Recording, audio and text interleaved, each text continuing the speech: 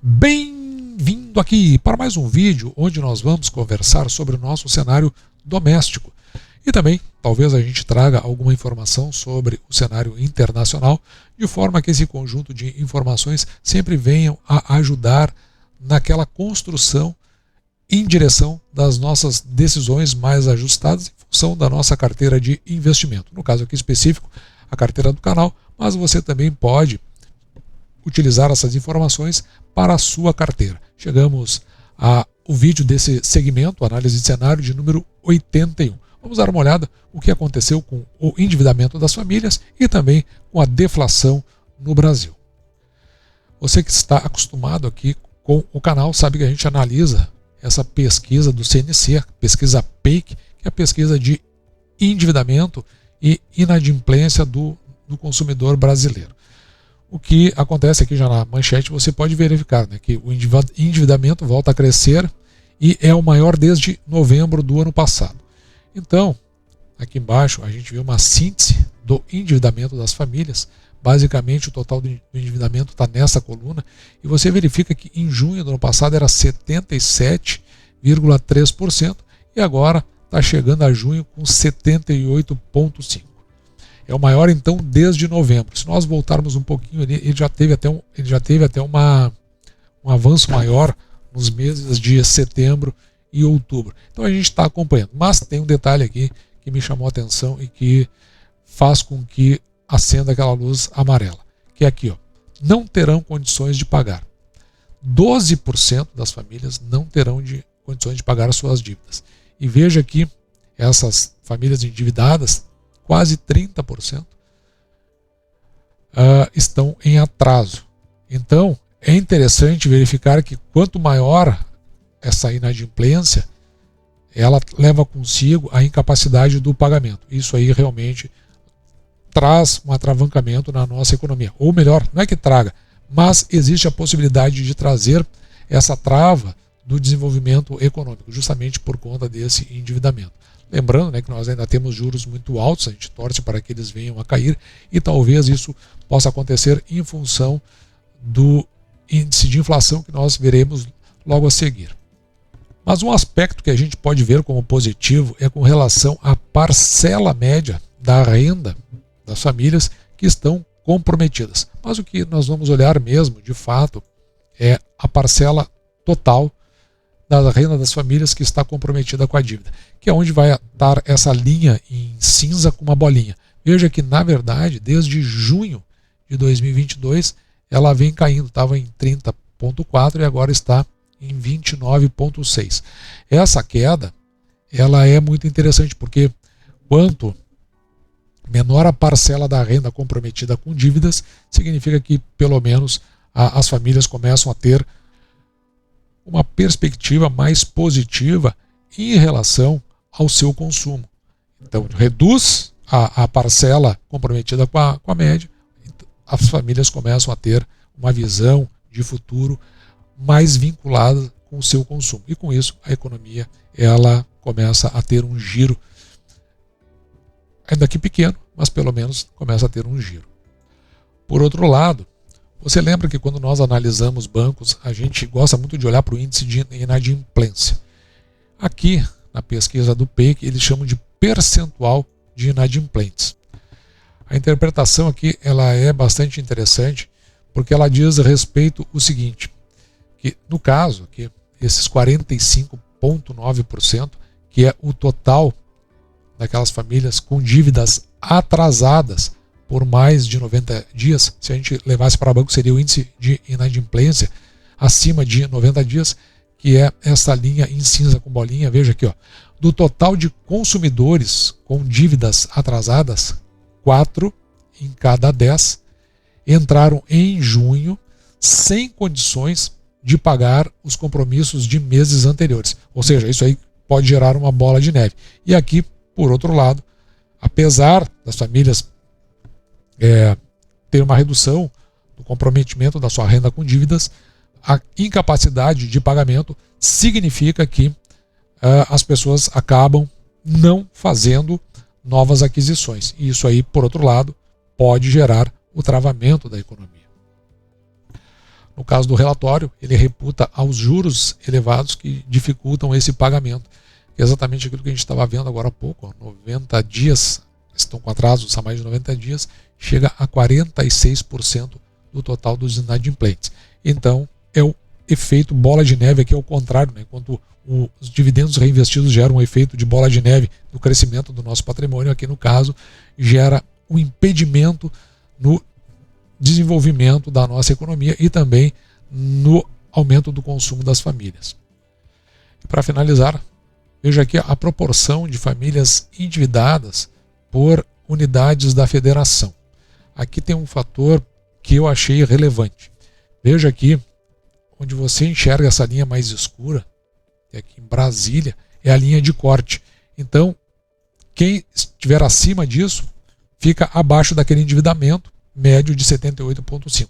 Quem estiver abaixo aqui dessa linha, está um endividamento acima. E aqui tem um fator que começa a chamar a atenção. Veja que o estado onde se tem maior endividamento é justamente o estado de Minas Gerais, com 94,9.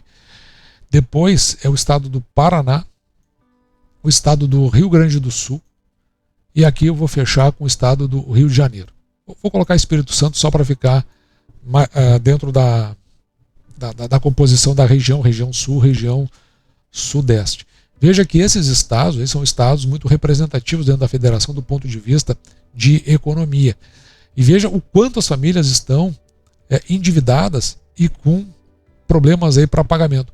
O que pode indicar que justamente nesses estados se tem a maior dificuldade justamente para poder fazer andar a economia. Me chamou também a atenção aqui o estado do Mato Grosso, com 83,7, bem acima.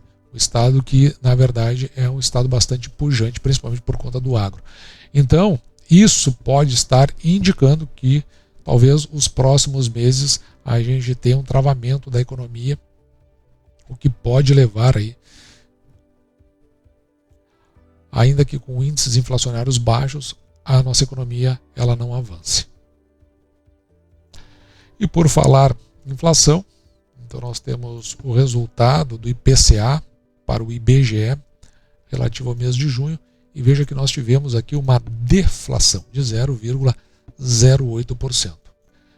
Inflação ou deflação residual sempre é bom, sempre a gente olha com um aspecto positivo.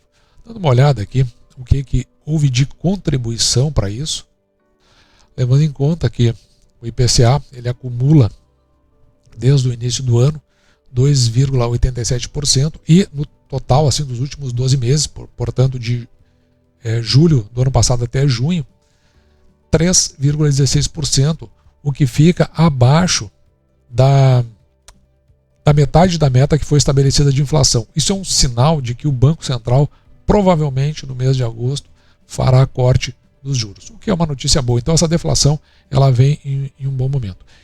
E o que houve aqui de contribuição para a deflação está nessa tabela aqui. O que mais contribuiu para que fosse reduzido foram a alimentação e bebidas, que contribuiu aqui com 0,66%. Também teve uma participação significativa transportes, com uma queda aqui de 0,41%. Antes a isso, artigos de residência com 0,42%. Já os fatores que mais contribuíram foi habitação, com 0,69%, ou seja, esse aqui é para cima, foi positivo. Vestuário, com 0,35%. E itens de saúde e cuidados pessoais e despesas pessoais, ambos com 0,11% para saúde e cuidados pessoais e 0,36% para despesas pessoais. E é curioso aqui nesse site da Infotrade, esse do dia de ontem, veja que por conta dessa divulgação do IPCA, segundo eles, o Ibovespa chegou a cair 1,9%. Isso porque há um entendimento do mercado, segundo essa reportagem, que a inflação de serviços ela segue resiliente e por isso que o mercado não viu com bons olhos. E por falar em itens de serviço, veja que a gente acabou de mostrar, que a habitação contribuiu aqui com um crescimento de 0,69%, tá muito 0,69%, ela está muito mais resiliente. E veja que um dos fatores que mais contribuiu veio aqui, ó, da energia elétrica residencial, com esse crescimento aqui de 1,43% no total. Também aqui ele mostra por regiões, aquelas que mais contribuíram, como Belo Horizonte, Recife, Curitiba e no caso aqui Porto Alegre, veja, uma redução de 0,26%. Ainda que tenha sofrido um reajuste de 2,92%.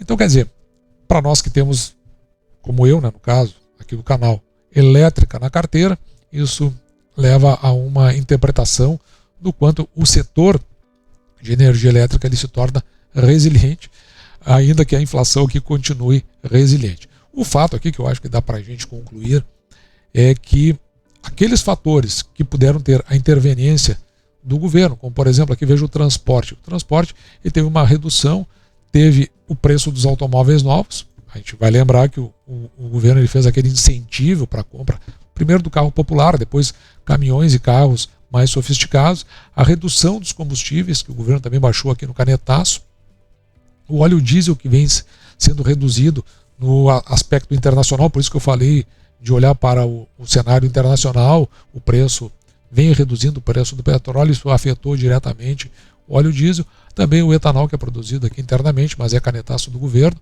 e consequentemente, né, tudo isso vai pesar aqui negativamente sobre a gasolina, com uma queda de 1,14%. Então, em algumas coisas, o governo ele interferiu, como por exemplo é o caso dos transportes. Naquilo que ele não pode, que é lá no caso da habitação, e aqui especificamente de energia elétrica, continua com esses patamares de crescimento inflacionário. Mas veja que aqui na alimentação e bebidas, que foi o que mais puxou, a gente precisa olhar para o seguinte aspecto. Claro que aqui tem os fatores que contribuíram, como por exemplo o óleo de soja, frutas, leite longa-vida, esses contribuíram para reduzir. Ao passo que, né, carnes, aí carnes também, né, contribuíram para reduzir. Veja que carne aqui a gente está falando de menos 2%. Mas é interessante o seguinte, que muitos dizem respeito a commodities, principalmente vindas do agro. E a gente sabe que tem uma redução de importação, depois nós vamos ver quando analisar a balança comercial, o que vai ter para junho e para julho, que justamente por esse arrefecimento na economia global, tem essa redução de interesses por esses nossos commodities e, consequentemente, tem esse reflexo interno. A pergunta é, será que esse limiar inflacionário que nós estamos vivendo, ele é sustentável? E é sobre isso que eu gostaria de ouvir a sua opinião, saber o que você pensa sobre isso, ou se foi plena competência do nosso Banco Central, onde ele fez essa manutenção desses juros altos, retirando o excesso de dinheiro do mercado e fazendo, inclusive, refletir sobre o nosso processo inflacionário. Sua opinião é muito importante para que a gente possa ter um entendimento do que outras pessoas têm a dizer sobre isso e também ficar nos ajudando aqui sobre as interpretações que a gente faz, tanto de cenário internacional quanto do nosso cenário doméstico. Dito isso, vou ficando por aqui, me despedindo de você e deixando, como sempre, o meu grande abraço.